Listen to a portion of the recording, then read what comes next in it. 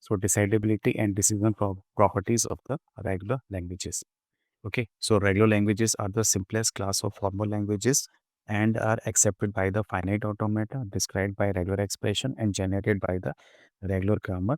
तो हमने already discuss कर चुके हैं रेगुलर लैंग्वेज के पॉइंट ऑफ व्यू से कि अगर हमने फाइनाइट ऑटोमेटा बनाया हुआ है आइदर डीएफए और एनएफए, अगर हमने रेगुलर एक्सप्रेशंस लिखा हुआ है किसी लैंग्वेज के लिए, या हमने रेगुलर ग्रामर लिखी हुई है, रेगुलर ग्रामर से उस लैंग्वेज को जनरेट कर रखा है, तो ऐसी जो लैंग्वेज होती हैं ये कौन सी लैंग्वेज होती है, ये होती है हमारी regular languages. So due to their restricted structure and the finite nature of the automata that accept them, many decision problem about regular languages are decidable. So ये जो problem है, all these problem are the decision problem. Okay, and in decision problem का जो answer होता है वो किस में होता है, यस और नो में. तो तो ऐसी जो प्रॉब्लम्स होती हैं डिसीजन प्रॉब्लम, जैसे कि एम्पटीनेस प्रॉब्लम है, फाइनाइटनेस प्रॉब्लम है, उनको डिस्कस करेंगे क्या मतलब होता है इसका. तो अगर इन प्रॉब्लम का हम आंसर फाइनाइट टाइम में दे सकते हैं किस में, यस और नो में, तो ये प्रॉब्लम क्या होती है, हमारी डिसाइडेबल प्रॉब्लम. ओके, सो ये डिसीजन प्रॉब्लम का अगर आंसर हम फाइनाइट टाइम में अगर बता सकते हैं यस और नो में, तो ऐसी प्रॉब्लम क्या होती है, डिसाइडेबल प्रॉब्लम. जैसे कि फर्स्ट प्रॉब्लम है एम्पटीनेस प्रॉब्लम.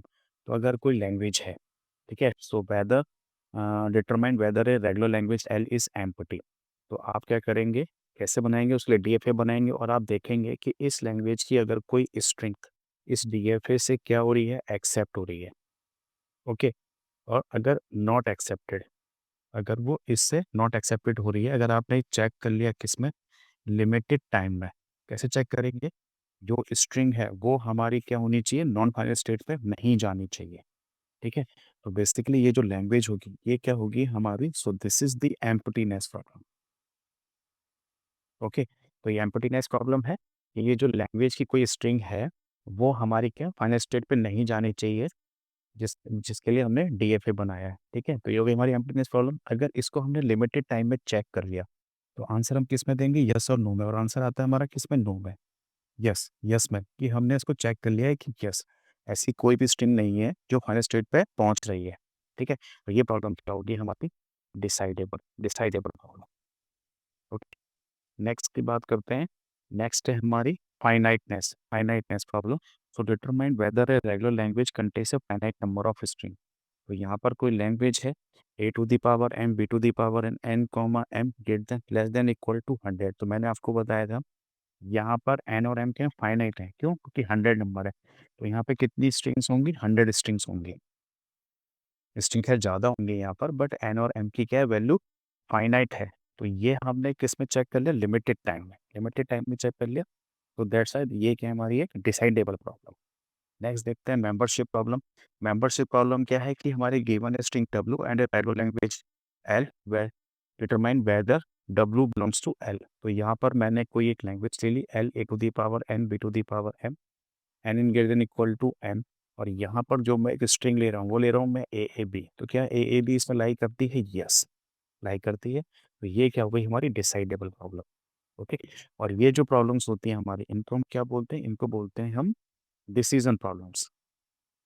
ओके, कि इन डिसीजन प्रॉब्लम्स पे हमारा आंसर लिमिटेड टाइम में आ रहा है कि नहीं आ रहा है. अगर लिमिटेड टाइम में यस और नो में आंसर आ रहा है तो ये क्या हो जाएंगी हमारी decidable problem. Equivalence problem. Equivalence problem क्या है कि आपके पास दो रेगुलर लैंग्वेज है L1 एंड L2, क्या वो एक दूसरे के इक्विवेलेंस है कि नहीं है.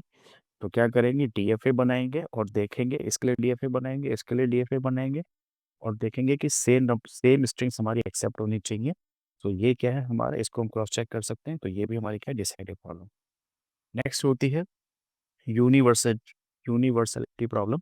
इसमें क्या होता है हमारा कि determine whether a regular language L is universe और नॉट. तो कोई लैंग्वेज है सिग्माटिक, आपको पता है कि अगर हमने इनपुट ले लिया ए कॉमा बी और फिर इसका हम क्या ले रहे हैं, asterisk closure.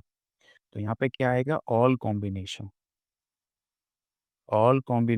Of A and B. तो आपको पता है ये क्या है, ये हमारा यूनिवर्सल सेट है. ओके, तो इसको हम कैसे चेक करते हैं, तो कॉम्प्लीमेंट लेंगे, इसका कॉम्प्लीमेंट लेंगे. तो कॉम्प्लीमेंट क्या होगा, बेसिकली इसका क्या होगा, कॉम्प्लीमेंट एम्प्टी होगा. क्यों, क्योंकि आपको पता है कि इसमें हमारे सारे कॉम्बिनेशन आ जाएंगे ए एंड बी के इंक्लूडिंग एप्सिलॉन. और जब हम इसका लेंगे कॉम्प्लीमेंट तो वहाँ पे कोई भी स्ट्रिंग नहीं होगी, नल स्ट्रिंग होगी। नल स्ट्रिंग होगी तो इसको हमने चेक कर लिया लिमिटेड टाइम में, so that's why this is also a decidable problem. फिर होती है हमारी सबसेट प्रॉब्लम। सबसेट प्रॉब्लम में क्या है, 2 लैंग्वेज है L1 एंड L2, तो क्या हमारा जो L1 है that is the subset of L2 और नॉट? ओके, तो हमने यहाँ पे DFA बनाएँगे L1 के लिए और DFA बनाएँगे L2 के लिए, तो वो सारी की सारी स्ट्रिंग जो हमारी DFA 1 में एक्सेप्ट हो रही है, वो हमारी DFA 2 में तो एक्सेप्ट होनी चाहिए और इसके अलावा भी हमारी स्ट्रिंग एक्सेप्ट होनी चाहिए। तो L1 क्या हो जाएगा, हमारा सबसेट है L2 का, तो इसको भी हम लिमिटेड टाइम में चेक कर सकते हैं। So this is also decidable problem. Next हमारी इंटरसेक्शन एम्पटीनेस प्रॉब्लम। सो इंटरसेक्शन, अगर हमने 2 लैंग्वेज का इंटरसेक्शन ले लिया और वो क्या आता है, फाई आता है। ओके, तो ये भी क्या है, हमारी एक डिसाइडेबल प्रॉब्लम है। देन नेक्स्ट है हमारी कॉम्प्लीमेंट। तो यस, कॉम्प्लीमेंट अगर कोई लैंग्वेज L है, उसके लिए हमने DFA बनाया है, तो आपको पता है कि हम L कॉम्प्लीमेंट यानी उस लैंग्वेज के कॉम्प्लीमेंट के लिए भी हम DFA ड्रॉ कर सकते हैं। So this is also a decidable problem. Next है मिनिमाइजेशन प्रॉब्लम, ये हमने करा ही है, तो हमने पढ़ा है DFA का मिनिमाइजेशन, ये भी हम लिमिटेड टाइम में करते हैं। ओके, लिमिटेड टाइम का मतलब क्या है कि with the finite number of states के साथ हम इसको कर सकते हैं। तो ये भी क्या है, हमारी डिसाइडेबल प्रॉब्लम है। तो यहाँ पे ये हमारी वो सारी प्रॉब्लम्स हैं, ये समरी टेबल है और कौन कौन सी प्रॉब्लम्स हमारी डिसाइडेबल है, ये सारा लिखा हुआ है, क्या उनका यहाँ पर मीनिंग है जो कि हमने ऊपर डिस्कस किया।